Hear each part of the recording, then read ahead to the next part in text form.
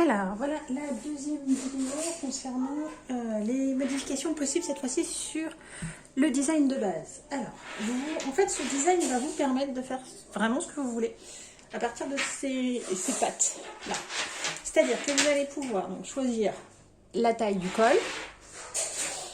Vous pouvez serrer beaucoup plus au niveau du col et faire un col type chaussette ou col roulé. Vous pouvez faire un col double. Enfin, ça sur le col, en fait, c'est facilement adaptable et facilement modifiable. Pareil, vous pouvez faire une encolure carrée, une encolure ronde, une encolure V. Vous pouvez aussi faire un gilet, c'est-à-dire qu'en fait, vous ne fermez pas le devant, vous laissez ouvert deux parties.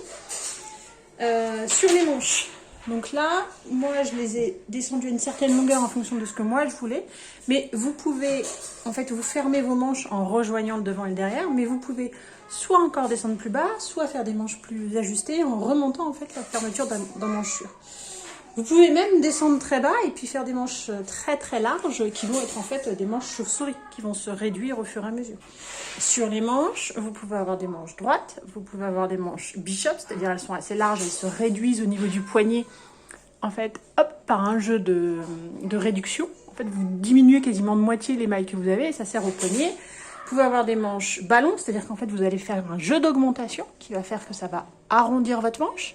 La manche ballon, elle peut être courte, elle peut arriver au milieu du bras, elle peut arriver... Vous pouvez faire aussi une version débardeur, vous vous arrêtez là et vous faites juste un petit bracelet de manche pour faire une jolie finition.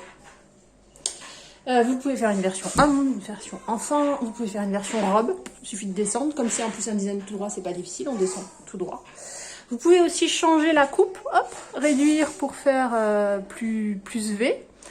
Vous pouvez aussi, donc sur les modifications que vous pouvez faire, c'est sur le point. Moi j'ai fait un jersey, mais vous pouvez faire, je sais pas, un point fantaisie, point de riz, point de blé. Vous pouvez faire des côtes perlées, des côtes anglaises.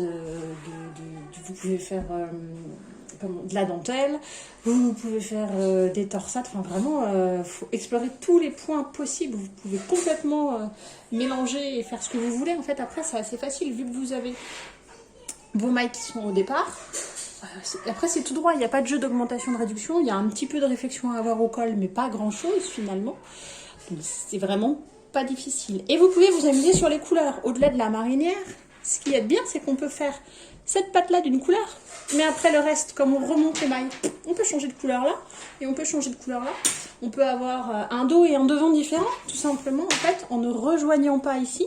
Donc vous allez vous retrouver en fait avec ces parties qui sont séparées, puis après vous finissez par une couture, ce qui fait que vous avez le devant d'une couleur, mais vous allez tricoter l'arrière d'une autre couleur. Les manches, vous pouvez avoir une couleur devant, une couleur derrière, une couleur sur les pattes, une couleur sur les manches, une couleur sur les bords-côtes. Enfin, vous explorez complètement, vous prenez les restes de laine et vous bidouillez avec ce que vous avez pour faire un pull multicolore. En plus c'est hyper tendance avec des couleurs pop, c'est hyper tendance. Vous avez la version classique marinière, vous la faites en uni en modifiant. Vous pouvez faire du jacquard aussi. Alors le jacquard, moi je vous conseille de le faire sur le bas, si vous voulez le faire en rond, un jacquard simple. Mais vous pouvez faire aussi un jacquard juste sur le devant. Dans ce cas-là, il va falloir que vous ne rejoigniez pas ici. Hein, comme je vous expliquais tout à l'heure, vous avez le dos et le devant qui seront tricotés de façon séparée et vous ferez une couture après. Parce que si vous faites un jacquard à plat, du coup, vous pouvez vous amuser même à faire des motifs unique, je sais pas, un gros cœur au milieu par exemple, et ben ça ce sera plus avec un jacquard à plat. Un jacquard en rond ça va être trop de fil utilisé pour finalement que le devant. Vous faites un jacquard à plat en ne réunissant pas ça, et hop, vous faites un gros cœur devant, par exemple, je sais pas, ou un dinosaure pour un truc enfant, ou des fleurs, un soleil, un arc-en-ciel, enfin tout ce que vous pouvez imaginer possible. Vous pouvez aussi, quand vous faites comme ça, en séparant le devant du dos, vous pouvez faire des bandes latérales de couleurs. C'est-à-dire, en fait, pareil, avec un système de jacquard. Et en fait, le jacquard, quand on est à plat, il n'y a pas besoin de faire suivre le fil si ça s'arrête. Si vous avez qu'une bande, par exemple, ici, ben vous allez tricoter cette couleur, vous faites, hop, vous passez votre fil principal derrière la bande.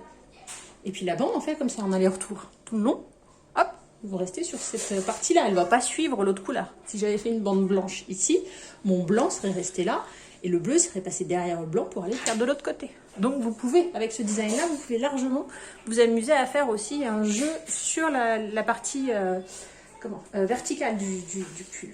Je crois que je vous ai expliqué un petit peu tout ce que j'imaginais comme modification. J'ai déjà eu quelques croquis, il y en a d'autres qui ont d'autres idées, donc si vous avez d'autres idées, bah, vous y allez. Si vous avez des questions parce que vous avez une idée et que vous n'arrivez pas à visualiser comment faire pour la technique, pareil, vous m'envoyez un message et j'essaierai de vous aider au mieux. Et ben, j'espère que ça vous aura aidé à vous donner des idées. J'ai fait un tableau Pinterest sur mon compte Pinterest qui s'appelle La Libellule Bleue et un tableau inspiration de pulls pour Colette, c'est-à-dire des pulls qui ont un peu le même type de construction, des pulls droits avec une manchure tombante. Et j'en ai mis plein comme ça qui vous permettent d'avoir pioché des idées à droite à gauche, mais je ne doute pas que vous êtes hyper créative et que vous en aurez plein. Bon bah écoutez, je vous dis à bientôt et puis merci d'avoir écouté.